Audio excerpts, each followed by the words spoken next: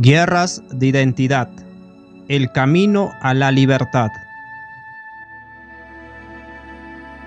Sección 1. Los dos reinos. La identidad perdida. Capítulo 1.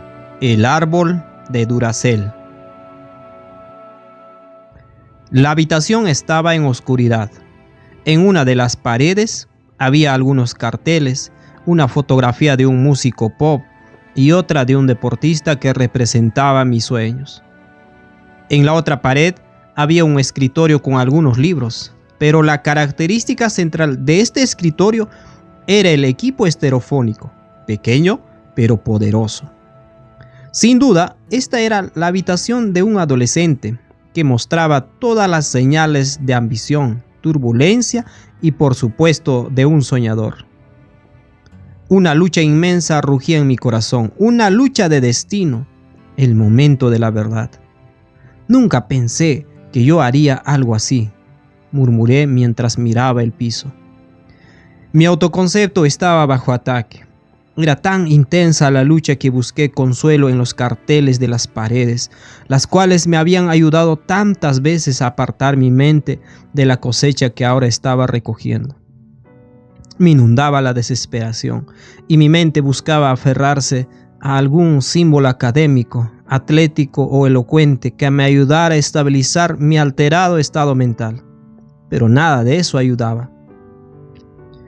Me agobiaba una sensación enfermiza y perdí todo sentido de ambición.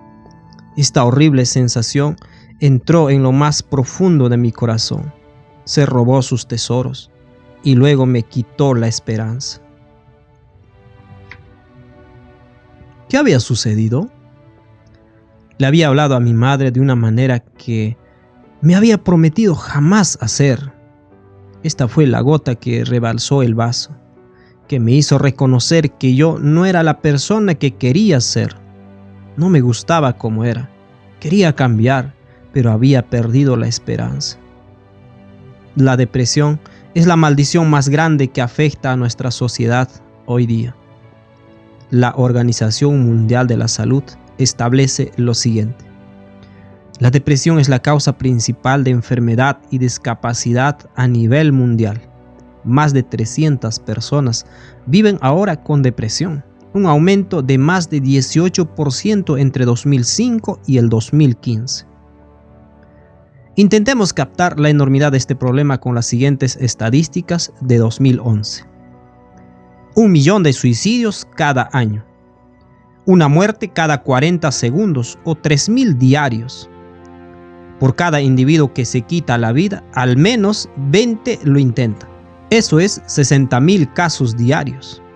Mundialmente la tasa de suicidios ha aumentado a un 60% en las últimas 5 décadas, mayormente en naciones industrializadas. 60% de los suicidios ocurren en Asia. China, India y Japón cuentan aproximadamente con el 40% de los suicidios, según la Organización Mundial de la Salud. ¿Qué está pasando? ¿Qué tanto tiene de deprimente la vida que millones de personas están escogiendo morir en vez de enfrentar a un nuevo día? En su libro, Philip Day ofrece esta declaración reveladora. En tiempos pasados, los miembros de familias responsables se reunían alrededor del familiar deprimido y le ofrecían confianza y atención para discutir a fondo las cosas. Hoy, con la unidad familiar fracturada, la denigración de la religión y la separación de muchas familias, la una de la otra con el paso apresurado de la vida en el siglo XXI, el psicoanálisis se ha encargado de la tarea de aconsejar, tarea de la cual solían encargar familiares responsables o el ministro del barrio. Creo firmemente que esto ha causado un efecto perjudicial en nuestra sociedad. Philip Day enumera 3 factores. 1. El rompimiento de la unidad familiar. 2. La denigración de la religión. 3. La separación de muchas familias unas de otras con el paso apresurado de la vida en el siglo XXI.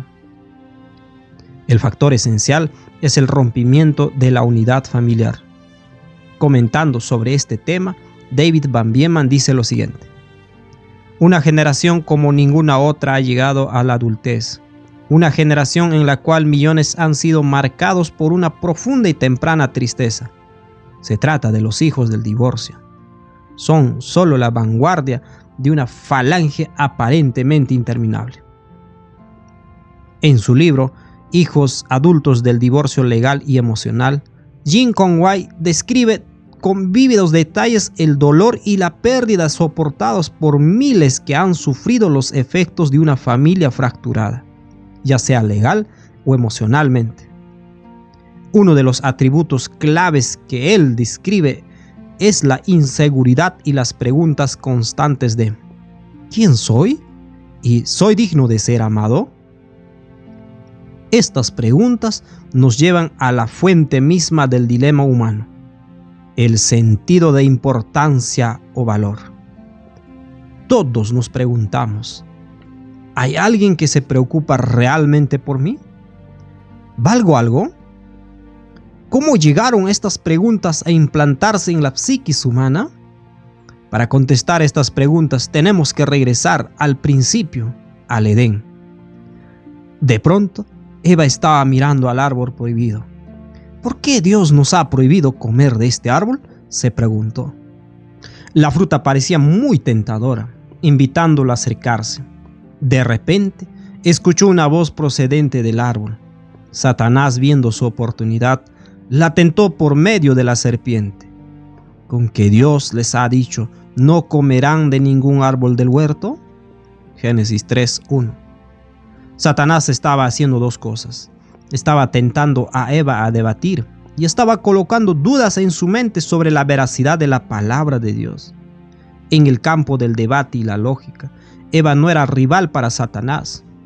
Añádese a esto las armas poco familiares de engaño y oscuridad, y el duelo sería devastadoramente corto si Eva señalaba su disposición a participar al abrir la boca. Del fruto de los árboles del huerto podemos comer, pero del fruto del árbol que esté en medio del huerto, Dios ha dicho, no comerán de él ni lo tocarán para que no mueran. Génesis 3:2 y 3. Eva aceptó el desafío y repitió las palabras que Dios había hablado. Pero ahora tenía un problema grave. Su propia curiosidad, combinada con el desafío abierto de Satanás, la dejó sin preparación para la siguiente frase de Satanás que la sorprendió. Ciertamente no morirás. Génesis 3:4. ¿Alguna vez has sostenido una conversación con alguien en el contexto de un debate amigable y te estabas sintiendo relativamente en control de la situación, hasta que tu oponente dijo algo, quién sabe de dónde, algo que nunca hubieras esperado, que de repente detiene tu mente como un palo en la rueda? No es que la otra persona hubiera dicho algo demasiado profundo ni iluminador, sino que tú jamás esperabas que esa persona dijera eso. La posibilidad de que esa persona pronunciara tales palabras tan audaz y descaradamente nunca se te había ocurrido. Satanás, viendo que ya había inmovilizado a su presa, le dio el golpe decisivo con devastadora precisión diciendo, porque Dios sabe que el día que de él coman, se les abrirán los ojos y serán como Dios, sabiendo el bien y el mal. Génesis 3:5. Estos versículos pueden ser parecidos a lo que sucede cuando pasamos por un pueblito rural. Si parpadeamos, no lo vemos.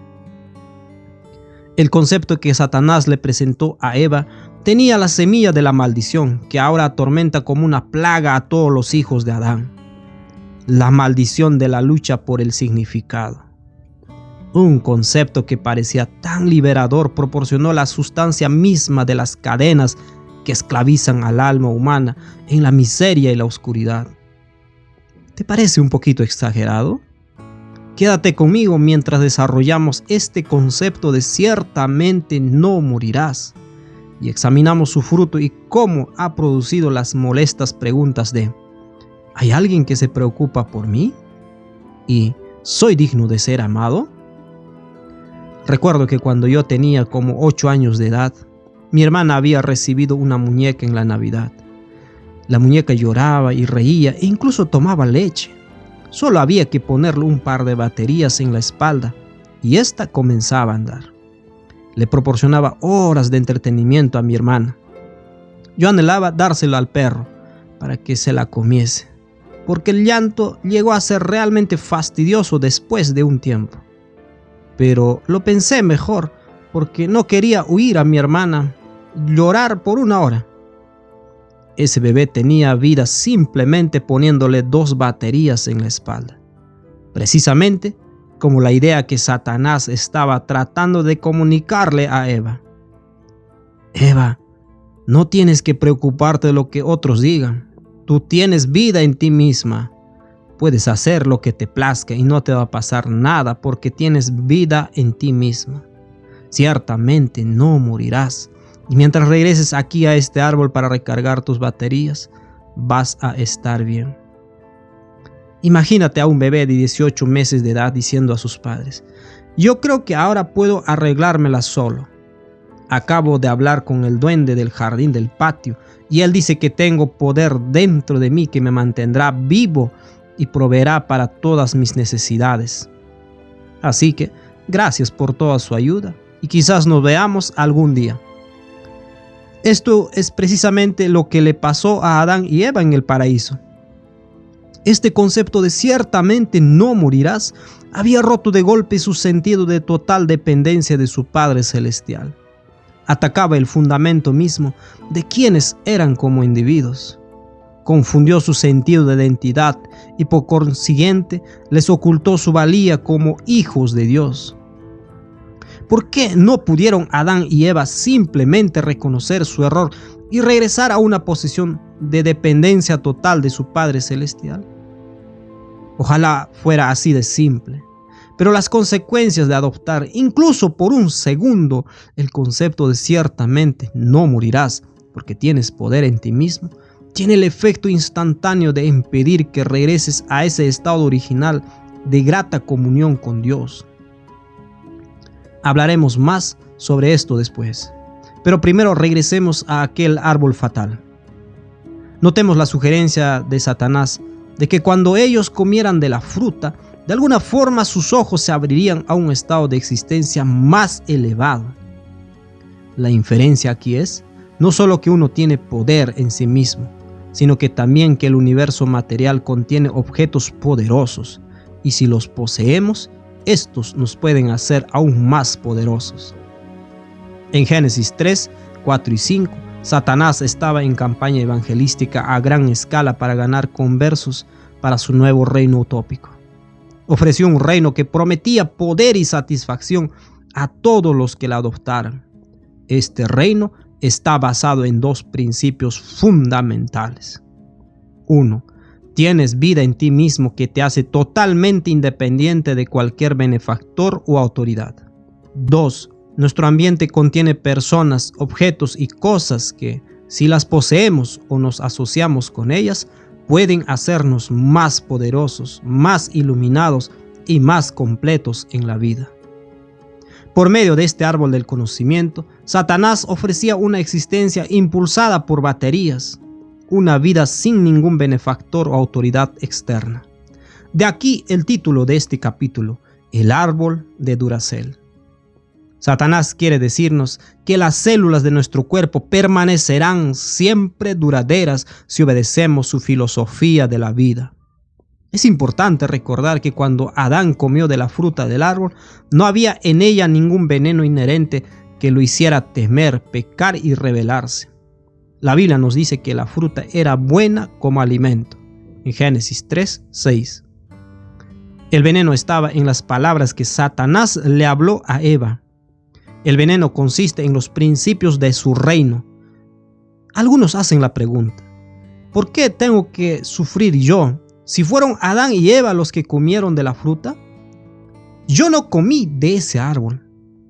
La verdad es que cada vez que actuamos independientemente de Dios, comemos de ese árbol exactamente de la misma forma que Adán y Eva, porque hemos tomado el veneno del reino de Satanás. En efecto, aprenderemos que realmente comemos de este árbol cada día y estamos sufriendo de horrible indigestión como resultado. La idea de que podríamos vivir separados de Dios puede que no sea tan extraña para muchas personas, pero en el siguiente capítulo aprenderemos que esta forma de pensar es suicida